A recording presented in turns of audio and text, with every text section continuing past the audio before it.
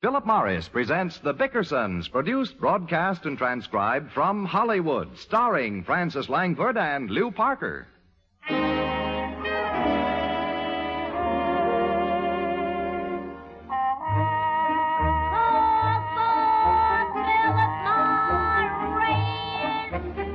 Believe in yourself. Yes, believe in yourself. Compare Philip Morris. Match Philip Morris. Judge Philip Morris against any other brand. Then decide for yourself which cigarette is milder, tastier, more enjoyable. Believe in yourself, and you'll believe in Philip Morris, America's finest cigarette.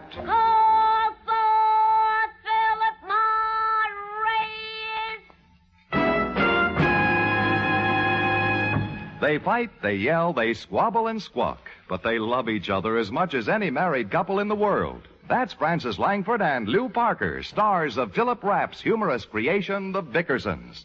And here is John Bickerson himself, Lew Parker.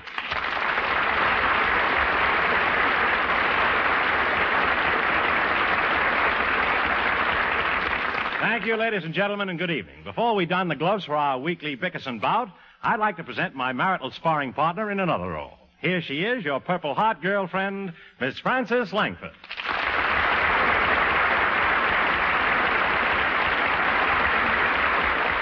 Thank you. Franny, we received a lot of requests this week from servicemen at the Oak Knoll Hospital in Oakland. The fellows would like to hear you sing Beyond the Blue Horizon. It's my pleasure, Lou. So with the help of Tony Romano and his orchestra, this is for you, boys.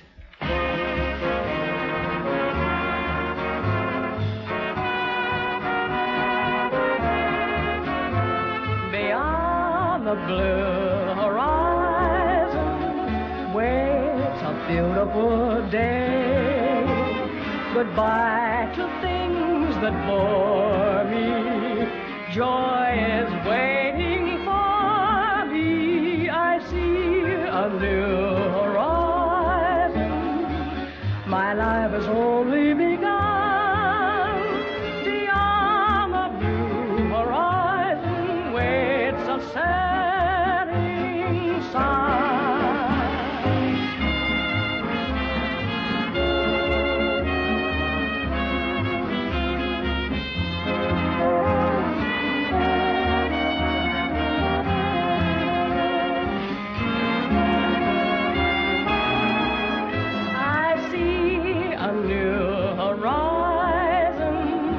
My life has only begun.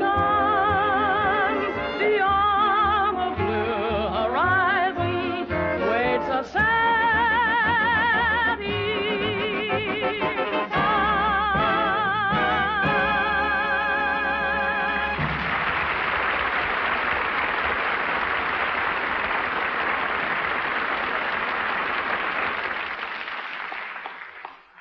Friends, in a moment, we'll have a look-in at the Bickersons. But first, I'd like to have a word with the most important person in the world when it comes to choosing a cigarette. And that person, of course, is you. We of Philip Morris believe that no one's taste is more important to you than your taste. No one's judgment is more important to you than your judgment. That's why we ask you to believe in yourself. That's why, unlike others, we of Philip Morris never ask you to test our brand alone. That's no test, because it gives you no choice. We say compare Philip Morris, match Philip Morris, judge Philip Morris against any other cigarette. Then make your own choice, according to your own taste, your own judgment. In short, believe in yourself. Later, you'll hear an interview with an actual smoker, not an actor, not a paid performer, but a real person who will make the only fair cigarette test, the Philip Morris nose test. I know you'll be interested, so stay with us, won't you? Now, light up a Philip Morris, and let's join Frances Langford and Lew Parker as John and Blanche Bickerson in The Honeymoon is Over.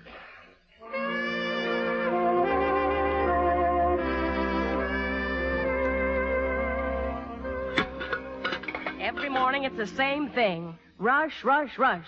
Get up at 7 and make breakfast for you, then clear the things away, straighten the house, make the bed, do the shopping, do the laundry. Why can't I have a maid, John? John! John Bickerson, how can you fall asleep at the breakfast table? It ain't easy with all that talking going on. Wake me in 5 minutes, Blanche. Take your face out of the oatmeal and sit up straight. Oh, dear, oh, dear. I don't know why I bother to make breakfast for you anyway. You never eat it. What's wrong with the oatmeal, John? Too lumpy. How do you know? You didn't taste it. Didn't have to taste it. I got a lump on my head. Got it all over your clothes, too. You can't go to work looking like that. Go in and change your suit. What for? My other suit looks worse. No, it doesn't. I had it cleaned. Clean? You had no right to do that. Who told you to have my suit cleaned? What's wrong with you, John? There was a big stain on the lapel. It was filthy. What do you mean, filthy? That was a bourbon stain. I've been saving it for months. What for? In case there's liquor rationing, I don't want to be caught short. Where's my hat, Blanche? I've got a big day ahead of me, and I'm so tired I can't keep my eyes open. Well, it's your own fault if you're tired every morning. Your snoring keeps you awake. You keep me awake. It amounts to the same thing. Your snoring wakes me up, and I wake you up to stop it. Why don't you have an operation? What are you talking about? There's no operation to cure snoring. Yes, there is. I cut an article out of the paper about a snore doctor. His name is Dr. Rasper. Dr. Rasper? He was the head of surgery at a goat clinic in Salzburg. Goats don't snore. I know they don't. He just used them for experiments. Can't hurt you to let him try, can it? Blanche, I can't afford any operations. I haven't had a single order in 3 weeks. Well, maybe there's an order in that letter that came for you. What letter? It arrived yesterday. It's in a big, fat, official-looking envelope. Well, why didn't you tell me yesterday? I wasn't talking to you yesterday. Where is it? Where's the letter? I sent it back to the post office. Blanche, that letter might contain a big order. What did you send it back for? There was 28 cents postage due on it, and I didn't want to break $1. Pick it up on your way to work. Lend me 28 cents for the postage due. Here. Now, John, you've got to promise me that you'll go through with the operation to cure your snoring. Oh, forget about that quack doctor. He's not a quack. Just listen to what the newspaper I says. haven't time. It'll only take a minute. Listen. Dr. Hugo Rasper, eminent respiratory surgeon, has accepted a residency at Park Haven Hospital. The doctor, a former goat specialist, attained national prominence through his many experiments on snoring. Among his most celebrated patients were the late Lord Martin, the late Charles Canterbury, and the late Countess... John, where are you going? I'm going out of here before you make me the late John Bickerson.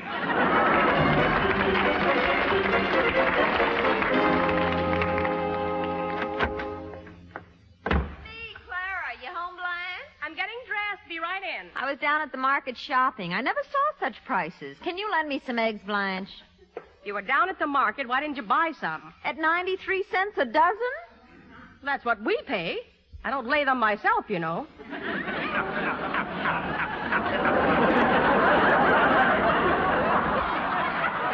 Forget about the eggs. What are you putting on those old rags for? Well, I've got to see a doctor. What's wrong with you? It's not me. It's John.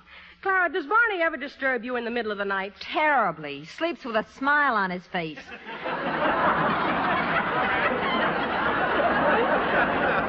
I ever find out who he's dreaming about, I'll kill him. Well, John snores, and he's driving me mad. I'm going to arrange to have him operated on. Who are you going to? Dr. Hersey? No, Dr. Rasper. He's a surgeon who just arrived in town, and there's a whole article in today's paper about his new operation to cure snorers. Dr. Hersey's going to be terribly hurt. All these years you've sort of been promising him John's nose, and here you are giving it to a perfect stranger. Well, Dr. Rasper's a specialist. Dr. Hersey can have any other part of John he wants. I just want this snoring operation to be perfect. Doesn't sound good to me. Well, listen, Clara, in case I get detained at the hospital, would you kind of look in on our animals? Well, what do you feed them? Well, the canary gets tomato juice, the goldfish gets hamburger, and the cat gets a can of Puss in Boots. You give that to the cat? I've been feeding it to Barney. Does he like it? Loves it. And you ought to see the way his eyes shine in the dark.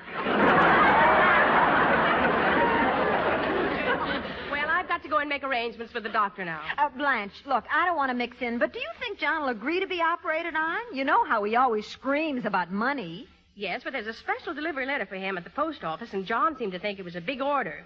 He gets a commission on every bowling ball he sells, you know. But an operation might cost hundreds of dollars. Well, Dr. Rasper has a convenient credit plan, and the way it works is that you're completely healed the day you make your last payment. Uh-huh.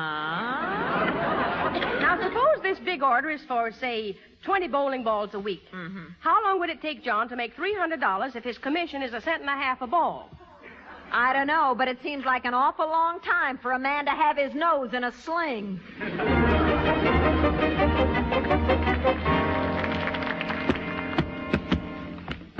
Next. You got a special delivery letter here for John Bickerson? Oh, you want the dead letter window. You're on the wrong line. I've been on 6 lines. Dead letters, stamps, parcel post, registered letters, money orders, and complaint department. I've been kicked back and forth in this building like a used Republican. Would you mind lowering your voice? Part of our civil service examination is a hearing test. Oh, is that so? Yes, it is.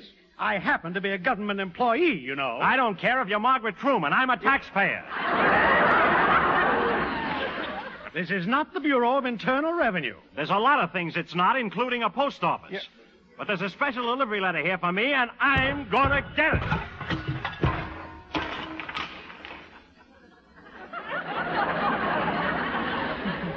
Why did you break our weighing scale? I didn't break it. It must have been weak. Now, where's my letter? And don't tell me you haven't got it, or I'll have you arrested for robbing the mail. I'm looking for your letter now. Wasted a whole morning in this broken-down post office. Oh, here we are. Homer Fickett. Bickerson's the name. John Bickerson. Sorry, nothing with that name. What about that one on top? That looks like my name. Let me see it. It is mine. If I've lost out on a big order on account of your stupidity.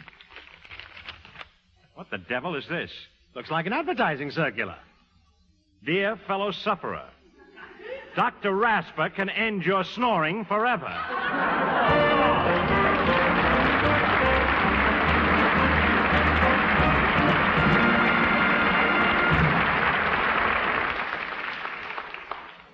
In a moment, we'll join the happy Bickersons.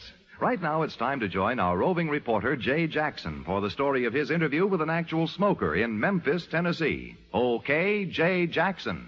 Hello there. This is Jay Jackson.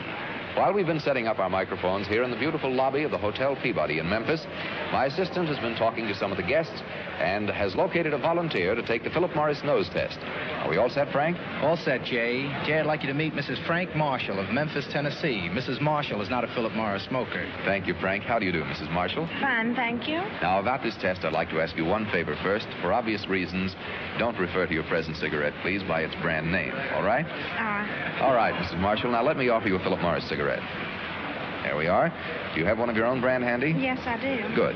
Now, which of the 2 cigarettes would you prefer to light first? Oh, it doesn't make any difference. Well, suppose you make the choice. All right, I like the Philip Morris. Philip Morris first. All right. Now, I'll light it for you, then I want you to take a puff. Do not inhale. Let the smoke come slowly through your nose.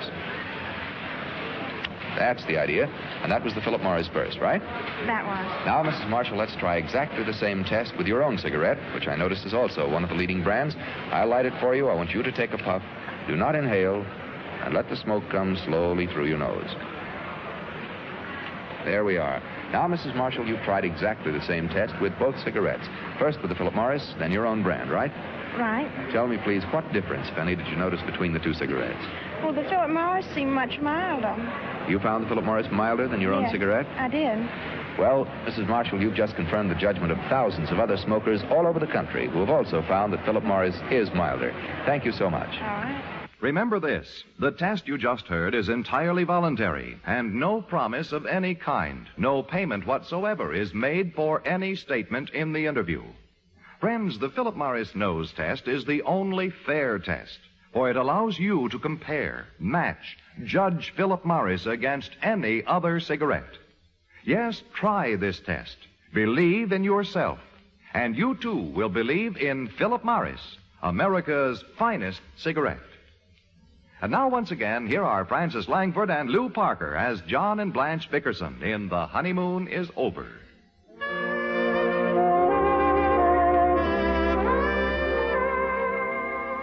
Well, even the persistent dripping of water will eventually wear away a stone. So after 7 years of cycloid insomnia, or Blaster's reaction, John Bickerson has finally yielded to Blanche's demands and consented to allow a specialist to relieve his condition. Outside his room at the Park Haven Hospital, Blanche Bickerson has a last-minute conversation with Dr. Rasper. Listen. He's all right, Mrs. Bickerson. The nurse is giving him a sedative now. But nothing can go wrong, can it, Dr. Rasper? He won't be in surgery over 15 minutes, and there's absolutely no danger whatever. What causes a man to snore like that, Doctor? Well, he's a mouth breather, very likely suffering from Klinefelter-Stürder, a respiratory disorder resulting from a postpharyngeal condition. Does he drink anything? Anything. The operation won't hurt, will it? Not the slightest. All we have to do is take a stitch in his palate and shorten his uvula. Well, I hate to bring this up now, Dr. Rasper, but how much will it cost? The fee will be $50 with the anesthetic. How much is it without the anesthetic? I should say about $40, but I wouldn't advise the operation without it. All right, Dr. Rasper. I think you better run along, Mrs. Bickerson. It's past midnight, and he's got to get a good night's rest, and you can come and see him in the morning. Well, I'll just look in on him to make sure he's sleeping. Very well. Good night, Mrs. Bickerson. Good night, Doctor.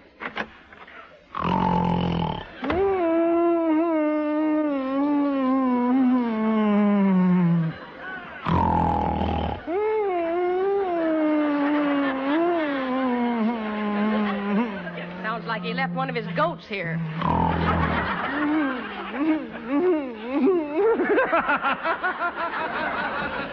Isn't that awful?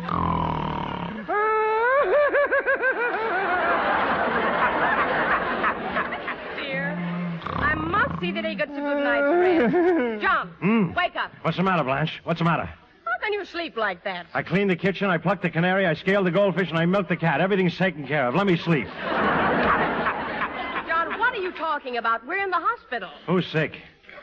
Nobody's sick. You're going to have an operation. Dr. Rasper's going to shorten your uvula in the morning. And what did you wake me up now for? The way you were snoring, I was afraid you'd wear it off before I got a chance to operate. I don't know why I let you talk me into this. Who made that broken-down Dr. Rasper such an authority on... Stop cranking the bed up. What are you doing, Blanche? You weren't sleeping properly, and I'm supposed to see that you get a good night's rest. I was sleeping fine. Why did you tilt me like this? I was afraid the snores would roll down your throat and poison you. Blanche, will you please crank me down? You keep your voice down, John Bickerson. You're disturbing the other patients. I still don't know why you have to have an operation to cure your snoring. I didn't want it. You've been working on me for 7 years to do it. I'm beginning to think it's a waste of money. I could have used that $50. Still walking around in a short dress. What are you beefing about? Tomorrow I'll be walking around in a short uvula. Put out the lights. You mustn't excite yourself, dear. Open your mouth. What for? Just hand me that thermometer. I want to take your temperature. Blanche, they took my temperature 8 different ways. Well, I want to check it again before we go to sleep. We? Blanche, what are you doing in your nightgown? You're not going to sleep here, are you? Yes, I am. It only costs $5 extra to have that cot moved in here, and that silly night nurse gets $10 a day. What about it? Well, I'm going to take her place and save the money. Now, open your mouth like a good boy. There. Keep that thermometer in there while I check your pulse. There isn't any nurse that can do anything that I can. There, your pulse is normal. It's steady as clockwork. You've got your fingers on my wristwatch. You shouldn't be wearing a wristwatch. Not good to have constriction when you're sleeping. Let me see that thermometer. Yeah. What does it say? Murphy's Bar and Grill. What was this swizzle stick doing in that glass? I had them deliver me a highball. And if you think that hot water bottle is full of hot water, you're out of your mind. That bourbon. If Dr. Rasper knew about this, he wouldn't operate on you. Why don't you tell him? I'd love it. Now, please don't get excited, dear. It's my job to see that you get a good night's rest, and I'm not going to let anything disturb you. Well, put out the lights. I want to be sure that you have the right sleeping position. Now, stretch your feet out a little more. And move over in the center. Don't bury your head that way. There. Are you comfortable? Fine. Relaxed? Will you be able to sleep well? Sleep well. That's fine. Now get up and unpack my bag. Pack your bag? I thought you were putting me to sleep. I was just testing. Unpack my bag, John. Why don't you unpack it? I have to refill this hot water bottle. I don't need any hot water bottle. Not for you, it's for me. What?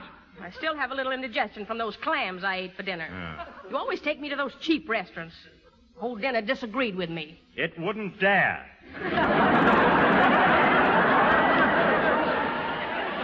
don't start getting irritable. I've done plenty for you, so you can do something for me. Unpack my bag, John. Where's my slipper? Did you bring my slipper? It's under the bed in that little foot bath.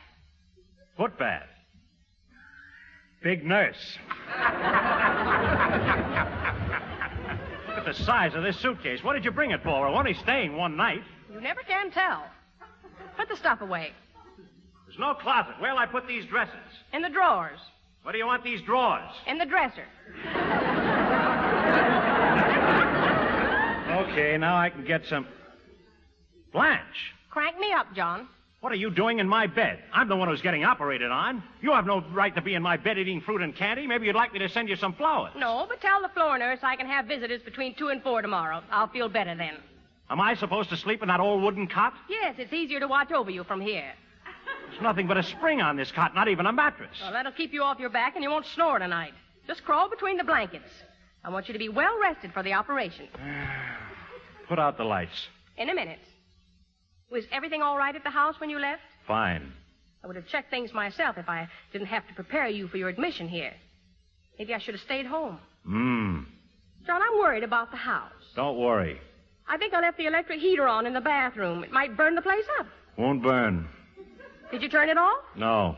Well, how do you know it won't start a fire? I left the water running in the bathtub. Oh, stop popping your topper. I checked everything. We should have taken the animals with us. Poor little canary is locked in the cage, and cat can't get out of the house, and who's going to feed the goldfish? I'll bet they're terribly unhappy. Oh, they're not unhappy. They're having a fine vacation. They are not. They are, too. When I left, the cat was fishing. Fishing? Where? In the goldfish bowl, and he was using the canary for bait. The canary and the goldfish are fine, and I wish the cat would drop dead. Why are you so mean? I'm not mean. I'm full of those sleeping pills, and I can't keep my eyes open. Now, put out the lights. I'll be through in a minute. Blanche, why are you plucking your eyebrows at this time of night? I'm not plucking my eyebrows. I'm taking off my false eyelashes. False eyelashes? I didn't know you had bald eyelids. My eyelids are not bald. It's just that my lashes are short and they don't bring out my eyes. Lots of women use false eyelashes. Well, throw them away. You don't need anything to bring out your eyes. I do, too. You do not. I'm satisfied with the way they bulge now. Are you going to let me get some sleep? Yes, dear. Just close your eyes. I'm going to read the paper for a little while. Read the paper. There's certainly a lot of activity in Washington. What's all this tax reduction talk? Talk. Listen to what Senator Blanche, I read the paper, every word of it. Read it to yourself. Don't be so disagreeable. Dr. Rasper told me to keep you occupied so you won't think about the operation. All I'm thinking about is sleep. That's a good boy. Mustn't get nervous. You see what's happening to the stock market? It's going to pieces. Well, why can't we get a piece of it? Put away the paper, Blanche. What's the name of that stock you bought last year? I told you 50 times. Kentucky saltpeter mines.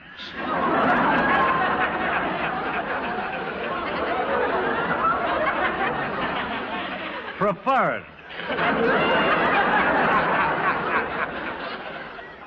Can't even find it listed on the stock page. Look in the help wanted column. Oh, listen to this. Here's a story about a doctor who left a pair of scissors inside... Blanche, will you stop reading to me? I'm nervous and jittery about the operation, and I can't stand the sound of your voice. I can just hear you making those insulting remarks to Gloria Gooseby. Now, don't start with Gloria Gooseby. You wouldn't bite her head off like that without her squealing all over the place. I always bite her, and she never squeals. What? This is one night I don't want to hear about it. Hush up and go to sleep. Go to sleep, she tells me. In the morning, they're going to cut out my uvula. Steams me up about Gloria... What's that? It's the telephone. Answer it. Why don't you answer it? It's right next to your bed. I'm not supposed to be here. It might be the hospital superintendent, and I don't want him to find out. Go on and answer it. Can't even get any rest in a hospital. Hello? Mrs. Kimford? Huh? The maternity nurse asked me to call you. You can get ready now. They're bringing your baby in for his 1 o'clock feeding. What? Isn't this room 413? I don't know what it is, but I'm not feeding any baby. What kind of a hospital is this? I'm going to get out of here. Now, don't go getting hysterical. Just relax. How can I relax? Well, I'm doing my best to see that you get a good night's sleep.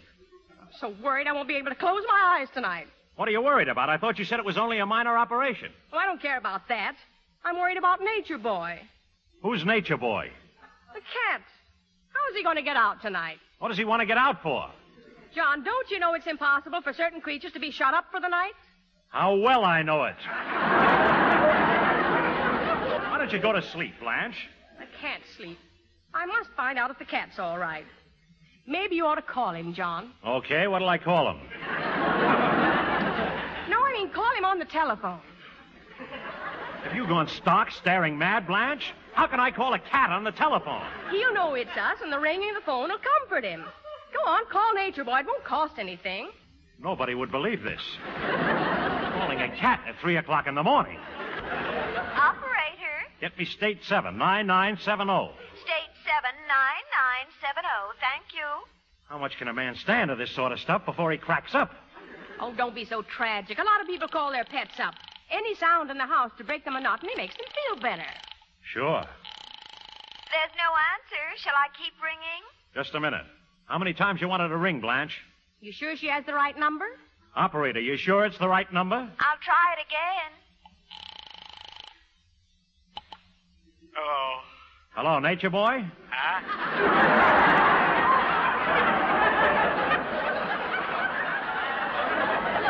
Are you all right? Fine. Good. I left a big dish of catnip under the sink. Don't touch the canary.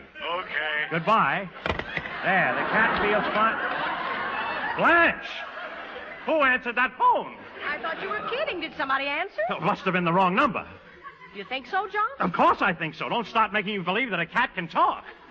Blanche, I can't stand any more of this. I'm going home. You get right back in that bed. Dr. Rasper will never forgive me if you run out on him. I don't care. I don't trust that doctor, and I don't believe he knows what he's doing. I'm getting out of You here. are not. Everything's been prepared. The surgery, the nurses, the anesthetic. They'll think you're crazy, John. Blanche, it won't work, I tell you. There's no operation that can cure snoring. The guy's a fake. What's he charging you? $50. Blanche, I appeal to your sense of economy. I'm a perfectly healthy guy. Never been sick a day in my life. That snoring operation won't work, and we'll be out $50. We won't be out a penny. I made a deal with Dr. Rasper. What deal? If the operation isn't a success, he's going to take out your liver and appendix for nothing. Good night, Blanche. Good night.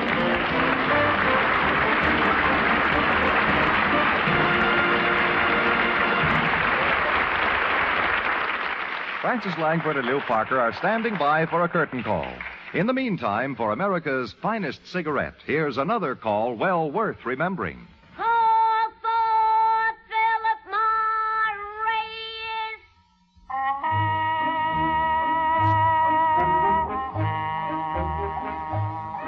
Remember, Philip Morris is definitely less irritating, definitely milder than any other leading brand. Remember, no cigarette hangover means more smoking pleasure. So, Call for Philip Morris. and now here are John and Blanche Bickerson as Francis Langford and Lou Parker. Say, Lou, I was talking to your wife yesterday, and she told me you just bought a big ranch out in the valley. That's right, Francis. You know, my wife is a city girl, and she doesn't know as much about ranch life as I do. We'd like you to come out and see the place, though. I'd love to see it, Lou. Well, it's only half an acre, but it's got good grass on it, and our livestock is thriving. Livestock? What have you got, chickens? No? Pigs? Cows? Oh, nothing like that. Well, what kind of livestock are you raising? Gophers. Good night, Lou. Good night, Francis. Good night, everyone.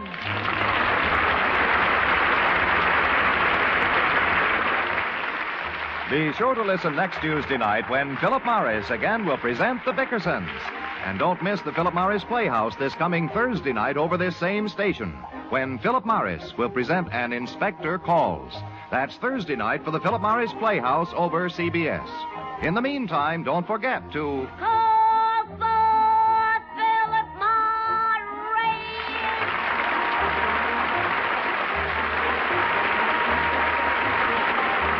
The Bickersons came to you transcribed from Hollywood, California. Tonight's cast included Shirley Mitchell, Peter Leeds, and John Brown. This is John Holbrook speaking.